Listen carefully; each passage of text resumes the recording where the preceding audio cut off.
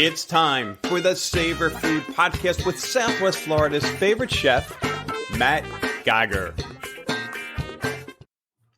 Well, hello, Matt. What's going on, Charlie? It's been a while, huh? Long time no see. For your listeners and viewers, I'm Charlie McDermott, co-host, producer of the show. And yes, we are here with Chef Matt in the Savour studio. So how are things over there, man? You've been through a lot. Yeah, it's been a while. We kind of had a hiatus after, Hurricane Ian. Yeah. There's a little bit of a putting back together after that, but we're still here. We're still kicking. We're still bringing in business and are busier than ever. So, I just needed to wrap my head around a few things before we started recording again. And I'm glad to be continuing with this finally. And you had quite a year. You were sharing. How many events did you do last year? Last year, in total, we did over 150 events and served over 10,000 people. Yeah, I couldn't be happy. I didn't even know. I was just working, and then we did the numbers for the end of the year, and I was like, "Holy cow!" Wow. We're getting there. So I'm really proud of my team and everybody that's helped out for sure. And during all that, you're also working on the new location. How's that coming along? Yep. I would say we're less than 2 months out, roughly. And, after the hurricane, they gave all the permit and all that stuff to, people that were in need. And I totally get it. But now we're up and going again. We have our permits going and, people should be starting again this week. And, I see us being in there in less than 2 months. Maybe our coffee shop that we're opening might take a little while longer, but to get into the building and get our, get our gears in motion over there, I think we're only a couple months away. Yeah. Very exciting. That's going to be a game changer for everything. We're gonna be able to offer, pickup orders and, a few different things, doing cooking lessons. And there's just going to be a lot of stuff we can offer at the new location that we can't now. So very exciting. So for listeners and viewers wondering, so we're recording this mid-February. I guess it's February 13th, 2023. So, 2 months. We're talking April, May-ish, depending on delays and all that. So very, very exciting. Yeah, super, super exciting. But yeah, I mean, today I think what are we talking about? We're talking about speaking of exciting, I'm going to share, as I shared with you, our listeners, we had a little, not surprise. I mean, we saw it coming. Right. Engaged. And so this topic, like all the topics, I'm taking notes, but especially what not to do when planning a wedding. I want to tap into your intel, Matt. Yeah, there's a lot of things, and congratulations, by the way. That's exciting too to have have your kids get married. I'm sure. Mine are still a ways away from that, but it'll happen soon enough. But sure. There's lots of things. When you're planning a wedding, everybody. Chances are you haven't done it before, and not for everybody, but chances are you've never done it before. So going in blind isn't a bad thing, and trusting your vendors is a good thing. So, I guess the first topic that I would say to people, things not to do, would don't take time for granted. You think, we're going to be engaged for 2 years. We have plenty of time, or we're going to be engaged for a year. We're not going to get married till, for 15 months. And we hear it all the time. It's like, well, know from one wedding professional that venues book out 1, sometimes 2 years in advance, sometimes even longer for some stuff. So if you want a specific venue, lock in the date, even if it's 2 years away, because that date will go. And there's only so many Saturdays. There's like 40 Saturdays during wedding season in Florida. That's it. They can only do 40, and there's about 10,000 weddings a day in the area. So it goes very fast. 1,000 a day. A day. Lord. Yeah, it's wild. You don't even think about it, but I mean, in our area, just in Southwest Florida, we have over 300, 400 wedding venues. If you're counting hotels and golf resorts and beaches and actual wedding venues and other stuff, there's well over 300. That's 300 a weekend. Wow. Right? That's 300 Right. that happens every Saturday. So, however you want to do the math, it's thousands of weddings a day. So to think that you wait 6 months out from your wedding, don't do it. Why chance? And that coincides with, especially like catering for me, usually you want to get your venue first, because your venue is going to dictate whether or not you can use an outside caterer or outside vendor or whatever. If you're getting married at the Ritz-Carlton, everything's in house. Your cake's coming from them, your catering's coming from them, your bar's coming from them, everything's coming from the Ritz-Carlton. Going to a wedding venue like La Finca or A-Line Ranch, and they allow outside vendors, typically on their preferred vendor list, but then you have a little bit of freedom to go out and find, a vendor that you're comfortable with, and don't take time for granted, because after people get their venues, typically catering should be next, because that's the thing that we're booking out, November of 2024 right now. We already have a couple dates that are out. And not all the dates, not most of the dates, but the dates that matter. People want like fun dates, like 11/11 or 12/12, or they want those or palindrome dates that are the same forwards and backwards. Those are these dates there's so many things. So to think that you have time when you're a year out, at least get your vendors locked in. If you found a photographer that you love, or a vendor that you or a caterer that you've seen them at a show, or we do a lot of wedding shows, so you see them at a show, you like their food or whatever, get something to them to lock in the date. Because the last thing I want to do as a caterer, sometimes we have 3 or 4 or 5 proposals on one Saturday, and we only do 2 in a day. Now there's other caterers that do a lot more. We stick with 2. And the last thing I want to do is call someone and say, sorry, your date is full, after working with you for like a month, getting into that happy place. I can't turn someone away. You get it. So definitely don't take time for granted. Even if you're not 100% what you want from them, but you want them, get them locked in. And I know you guys are probably going through this stuff right now, trying to find vendors, and it's a tough thing. It could be very overwhelming. It fortunately not for me. Oh yeah. Oh, so your wife, is she the one handling most of the stuff? It is, and a shout out to your team, Mitchie in particular. I mean, within, and you've talked about this in previous podcast episodes, but there's talk and then there's action, and the talk was, hey, we get right back to, as soon as someone has an inquiry, someone on the team gets right back, and you guys did, and we dealt with Mitchie, not you, so they didn't really know who we were, and the communication has been phenomenal. The challenge on our end is there are multiple hands in the basket, and as you know, it's a 3-hour trip, and you guys were kind enough to say, hey, we'll do it, but it's a big ass. Not that Mitchie said that, but we know it. So, typically, and I got to put this out there for everybody. We get asked, especially now that you put it out there to the world.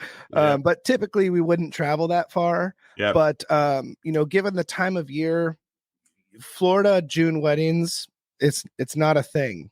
There's a few stragglers here and there, but majority of wedding season ends in May.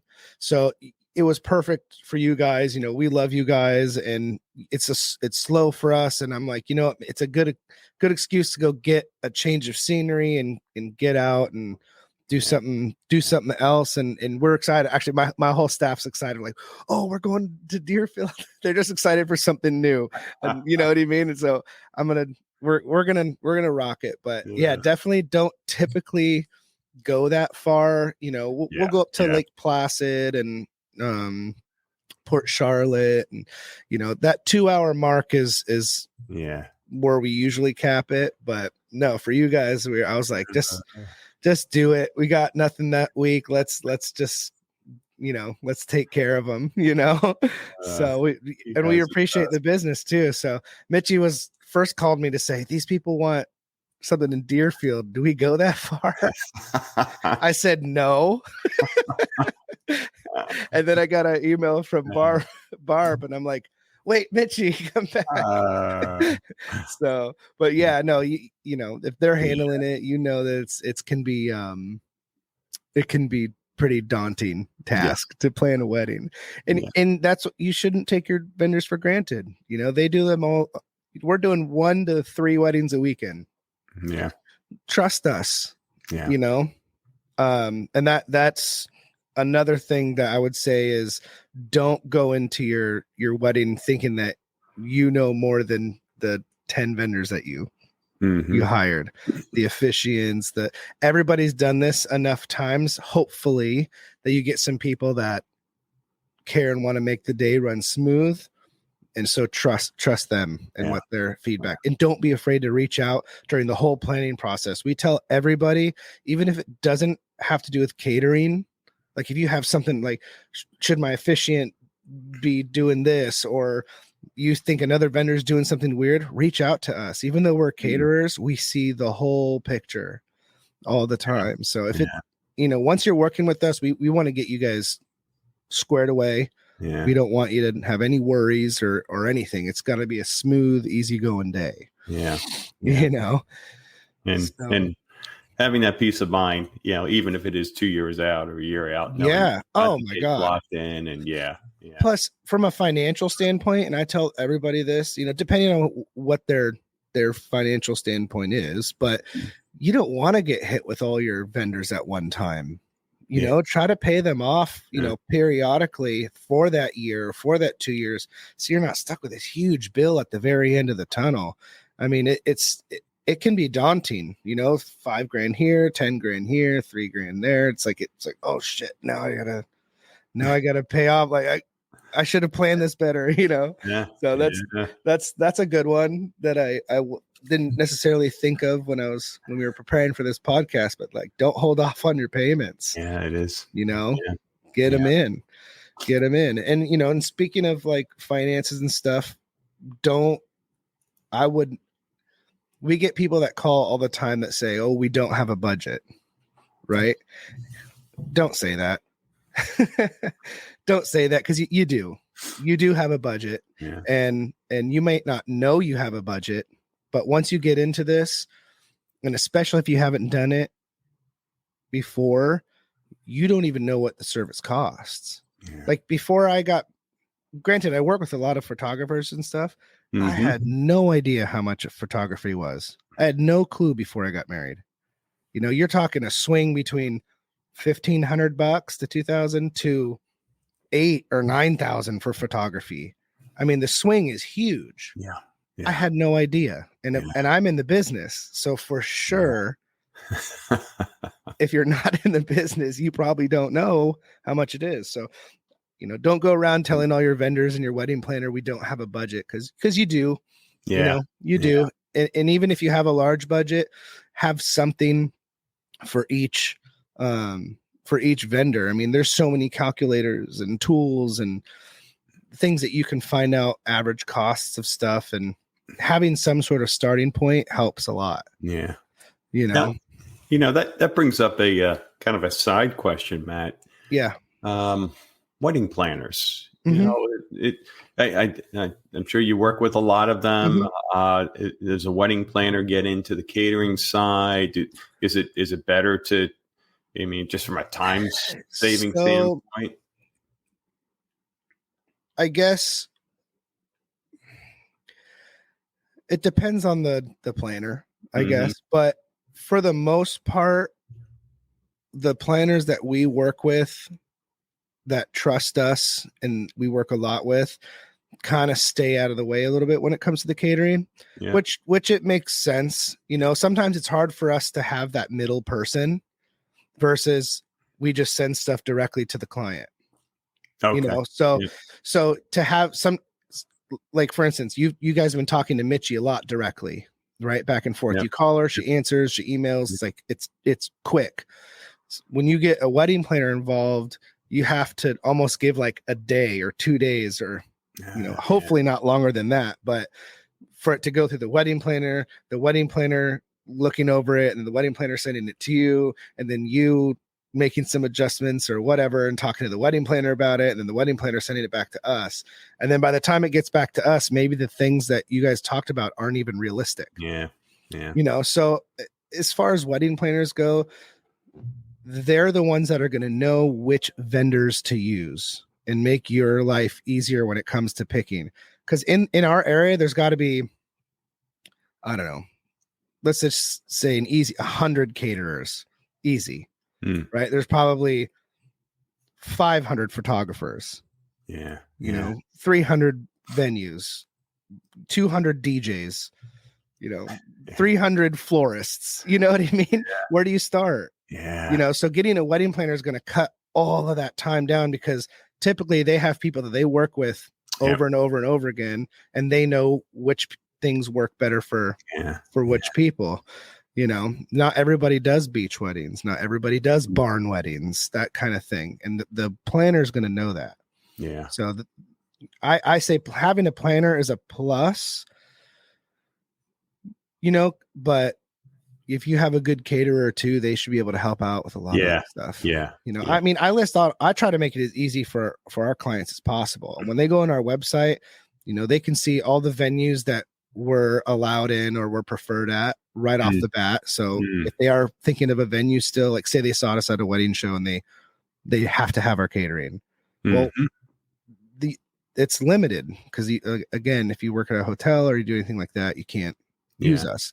So we list that out for you. We also have on our website DJs that we like. We also have on our website planners that we like.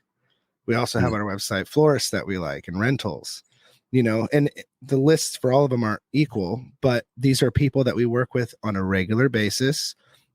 Things go smooth when we work together because we're so used to being around each other. We know what everybody else is going to be doing, because not all vendors are the same. Not all DJs do the same thing. Not all wedding planners do the same thing. So when you go on our website, I want you to use that as a tool and say, okay, he trusts these guys. We should at least give him a call, because you're just going to set your event up for success. You don't want to be running around like crazy. There's wedding planners that, obviously I'm not going to name them, but they're just messy. They leave boxes of stuff and there's people coming in and it's like, okay, this stuff should have been set up an hour ago. It's just such a pet peeve of mine to set up like a nice dinner setup and stuff, and there's stuff everywhere, and people are walking to the ceremony. It's like, oh, put those boxes away, but yeah, I wouldn't say don't use a wedding planner, even if it's for day of coordination, to answer your question, I would still get one for day of coordination, because that helps, which actually brings me to another point. Don't have family or friends work your wedding. We see this so much, really so much. And every time, not every time is like terrible, but every time it's something. And what is it? They get distracted with all the fun and a lot of things, so, and I'll give a couple examples. We've had people where their friends officiate them, right? And sometimes it's, a stout grandfather or someone that gets to the point, whatever. But sometimes it's like your childhood friend woman that's crying at the altar while she's trying to marry you too. And it's super distracting from the wedding, so, and that's just like an officiating standpoint. And we also get people that go, okay, well, they're going to be our day of coordinator. Okay. Have they done it before?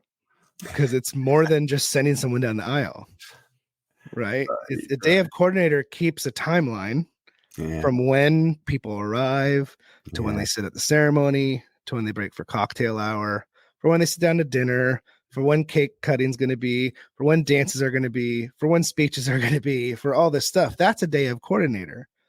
Your friend is not going to do that. you Yeah. know, it And it's not fair to your friend. I mean, they, oh well, you and know, that's another great point. And I'm always telling them, because we have them say, oh, our friend's gonna bartend.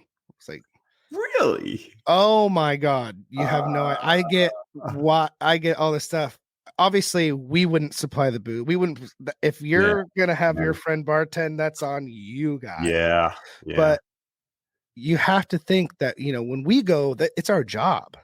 Right. We might have fun or whatever, but our first and only priority is to make sure everything goes good for you and Yeah. your friends and your family and your loved ones. That's our job. Your friend, after a couple hours, is going to go, I want to go out there, hang out, and enjoy the party. Yeah. There's that cute girl again. I think it's time to go Or say hi. And, something, bar it's closed. and I get it. It's usually from like a money standpoint or something like Yeah. that, but Yeah. figure it out. To have a friend work your wedding is like, they're not going to be able to enjoy your wedding. Yeah. And I'm telling you, I get asked all the time, or they say, oh, I have a friend doing this. The worst one I think is, oh, my friend's DJing it. it's like, okay, but Yep. a DJ doesn't just play music. A DJ is the one that helps the coordinator move people along from cocktail hour to dinner. They're the ones that make the announcements and do first dances, and the DJ is the one that keeps the pace, the delivery to the guests. The coordinator keeps the timeline, and then the DJ relays that timeline to the guests. Yeah. Okay, now it's time for cake cutting. Okay, now it's time for dinner. Or everybody stays seated. The people are going to come around your tables and release one at a time to the buffet. Like, your DJ does this kind of stuff at the wedding. You, when the friends doing it, they're just standing back. They're just playing on their phone, doing whatever. It's like, come on, man. Like, let your friends enjoy the wedding, and stop having your friends work your wedding, man. That's crazy. It happens a lot. And so I hope you're taking a little bit from this so far. Yeah. You're gonna go to Barb tonight and be like, okay, today I learned a bunch of stuff. But that's a really good point. At a minimum, have someone managing the day that isn't related to the wedding.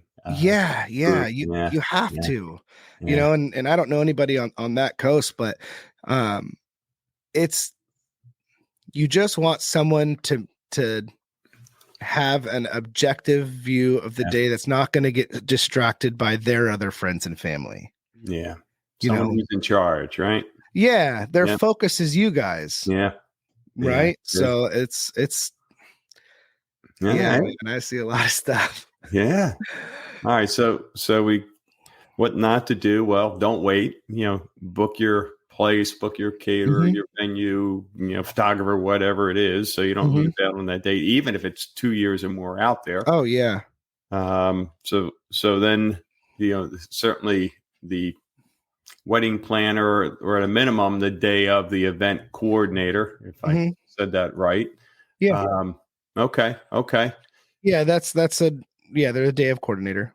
So don't go in blind. And definitely don't hire Uncle Larry to be your bartender or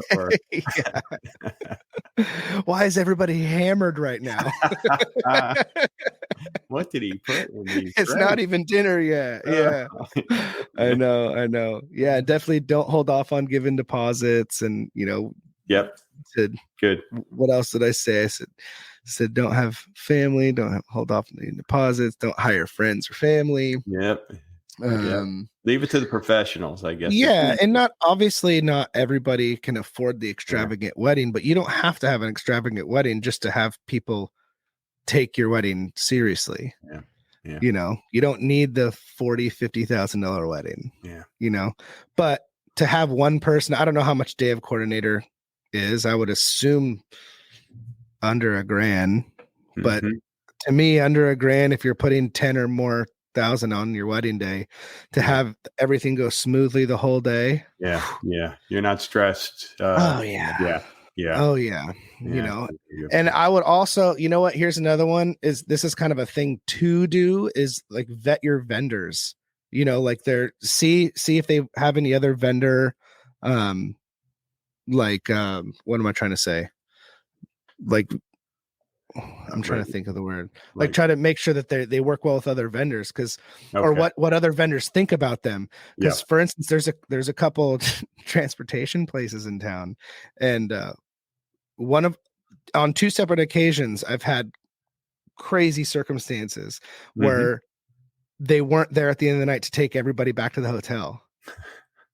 50 something people just standing in a barn with no way to get like we're talking 15 miles away in the middle of nowhere, and there's no bus there, and they never came. Oh my goodness. So you want to know this stuff, and your vendors are going to hopefully be honest with you about these things, not necessarily talking ill of people, but past experiences with people. We've certainly would like that, people to tell everybody their past experience with us, good or bad or whatever. And so that's happened 2 times with transportation, to where and actually it happens pretty regularly that like someone's late, like the bride or the groom's late because they get a limo to the wedding or this or that. It's like, make sure that stuff is on lock before the day of, months before the day of. The things you've seen. Goodness.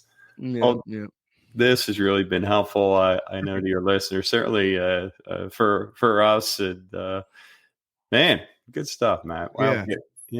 Took a long time off, but you made up for it in this content. I thought that this would be a good thing to get us back going and get us on a schedule again. And we've been doing so many weddings lately and wedding shows, and we hear this stuff. So now that I'm doing this podcast, I'm out in the real world. I'm like, oh, that'd be a good podcast idea, and write it down real quick, and and I'm sure we'll do another one of these, what not to do with another list later down the road, because there's probably a lot more. But preparing everybody and educating everybody is something that I think that the community could use. Well, Matt, really great seeing you again, and we'll see you real soon. And for your listeners, I know they go back to the beginning. The coffee shop is going to be opening soon, somewhere in the April-May 2023 range. And then will you have the same phone number for the coffee shop as the catering, or other? For now, everything's going to be pretty much tied together. And maybe after we get there for a little bit, once the coffee shop opens, it's going to need its own contact info. And, at that time, we'll definitely tell the viewers how to reach out to us, but very excited. And for listeners who want to get help, get on Matt's list, even if it's 5 years down the road. Probably if you were in business in 1990, and not that you want a 10-year engagement, but probably what was that? Someone might get a little bored and want to leave at that point. Like, are you going to commit or what? We've been engaged for 5 years. But to get married on what was it? The December 31st, 1999, and be or maybe it was at 12:01 a.m. if you want any New Year's, 2 years in advance. If you want New Year's Day, that's the number one day. That's great. So, but this has been great. I really appreciate it, and definitely we'll have to do it again soon. Sounds great. See you then, Matt. All right, thanks. Thank you for listening to the Savour Food Podcast. To learn more about Savour First Choice Catering, go to SavourFirstChoiceCatering.com. That's Savour, SAVOUR, First, FIRST, Choice, CHOICE, Catering, CATERING.com, or call 239-351-5547.